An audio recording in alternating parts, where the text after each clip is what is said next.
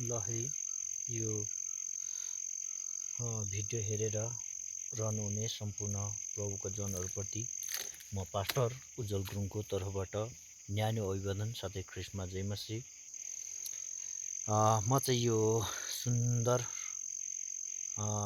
परमेश्वरले सृष्टि गरेका थोकहरूप्रति यहाँ छु र प्रभुले भन्नुभयो मेहनत गर्ने हातहरूलाई प्रशस्त आशिषहरू दिनेछु भन्नुभयो।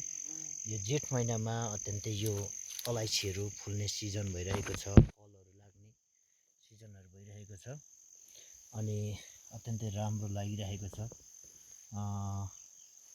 दानाहरू लाग्ने बेला भएको छ।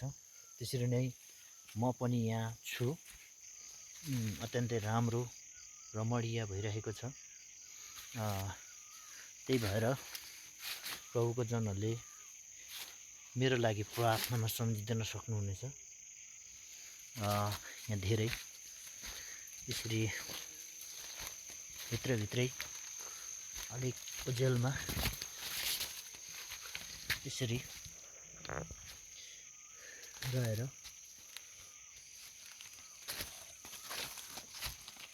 यस्तो रहिरहेको अवस्थाहरू छ। दानाहरू लगाइरहेको छ यसरी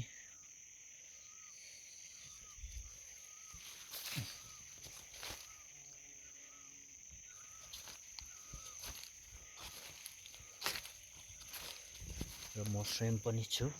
किन भन्दाखेरि कतिपय मानिसहरूले चाहिँ अरूको बगानमा फोटो खिचेर भिडियो क्लिप गरेर लगाएको कुराहरू सोच्छन्, तर म चाहिँ यहाँ स्वयं आफै छु अनि म आफ्नो बारीमा यसरी रेखदेख गरिरहेको अवस्थामा छु। अनि यहाँ हेर्नु होला, यहाँ अत्यन्तै राम्रो भिडियो देख्न सक्नुहुनेछ।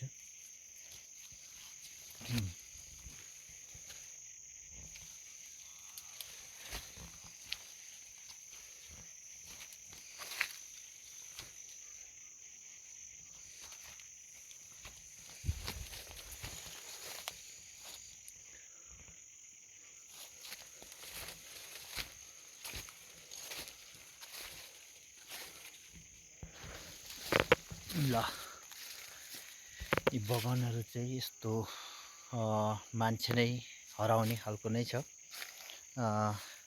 अत्यन्तै अग्लो अग्लो छ। ल त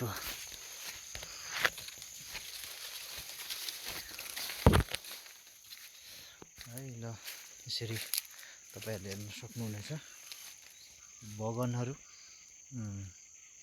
अनि प्रभुमा रहनुहुनेले, प्रभुको जनहरूले मेरो लागि प्रार्थनामा सम्झिदिन सक्नुहुनेछ।